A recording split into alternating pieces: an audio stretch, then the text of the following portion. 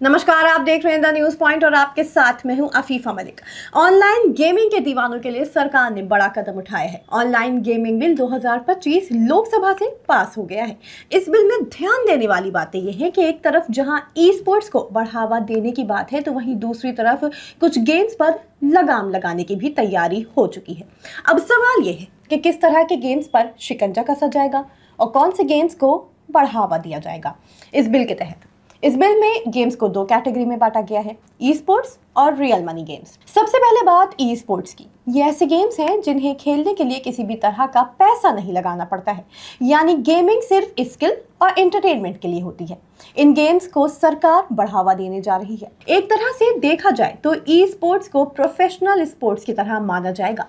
खिलाड़ियों को प्लेटफॉर्म मिलेगा और इंडस्ट्री को बढ़ावा। ई स्पोर्ट्स ऐसे ऑनलाइन गेम हैं जिन्हें प्रोफेशनल टूर्नामेंट और प्रतियोगिता की तरह भी खेला जा सकता है।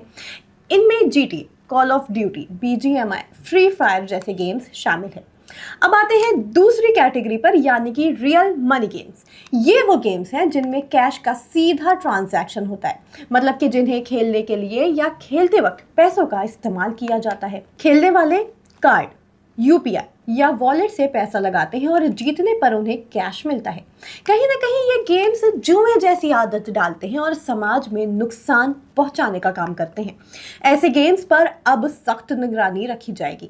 इनमें रमी, फैंटेसी क्रिकेट और लूडो जैसे गेम्स शामिल हैं, यानी साफ है बीजीएमआई और फ्री फायर जैसे ई स्पोर्ट्स को मिलेगा बढ़ावा, लेकिन रमी और फैंटेसी गेम्स पर सरकार का शिकंजा कसने वाला है। ऑनलाइन गेमिंग बिल 2025 पास हो चुका है और अब सरकार रियल मनी गेम्स पर बड़ा शिकंजा कसने की तैयारी कर रही है।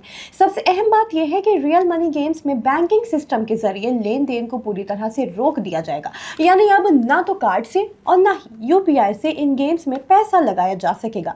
इतना ही नहीं, इन गेम्स के विज्ञापन और प्रचार प्रसार पर पूरी तरह प्रतिबंध होगा। अगर कोई बिना रजिस्ट्रेशन वाले अवैध गेमिंग प्लेटफॉर्म चलाता है तो उस पर सख्त कार्रवाई होगी।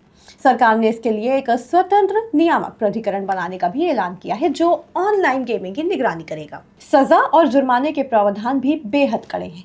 अवैध गेमिंग प्लेटफॉर्म चलाने वालों को 3 साल की जेल या फिर 1 करोड़ रुपए तक का जुर्माना।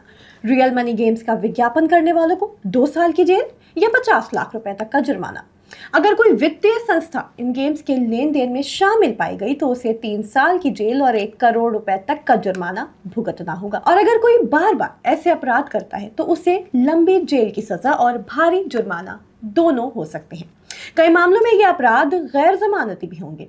अधिकारियों को यहाँ तक अधिकार होगा कि वो बिना वारंट गिरफ्तारी कर सके और संपत्ति जब्त कर ले। यानी साफ है, सरकार अब ई स्पोर्ट्स को तो बढ़ावा देगी ही, लेकिन रियल मनी गेम्स का बिजनेस लगभग अब खत्म होने के कगार पर आ चुका है। केंद्रीय इलेक्ट्रॉनिक्स और सूचना प्रौद्योगिकी मंत्री अश्विनी वैष्णव ने विपक्षी सदस्यों से लोकसभा में विधेयक को सर्वसम्मति से पारित करने का अनुरोध करते हुए कहा, जब बात समाज की हो, मध्यम वर्ग की हो या उद्योग जगत के किसी वर्ग की हो, जब बात समाज और सरकारी राजस्व की हो, तो हमारे प्रधानमंत्री ने हमेशा समाज को चुना है।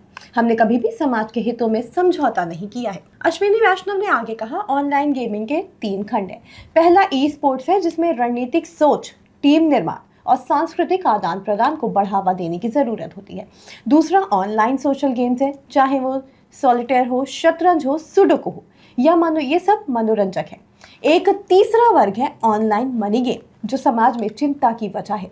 ऐसे लोग हैं, ऐसे परिवार हैं जो ऑनलाइन मनी गेम के आदी हो चुके हैं। वो अपनी मेहनत की कमाई खो देते हैं। एल्गोरिथम कभी कभी ऐसे होते हैं कि ये जानना मुश्किल होता है कि आप किसके साथ खेल रहे हैं। एल्गोरिथम अपारदर्शी है। अश्विनी वैष्णव ने अपनी बात रखते हुए आगे कहा, कई परिवार तबाह हो चुके हैं, कई लोगों ने आत्महत्या कर ली है। फिलहाल के लिए इतना ही। आप देखते रहें द न्यूज पॉइंट।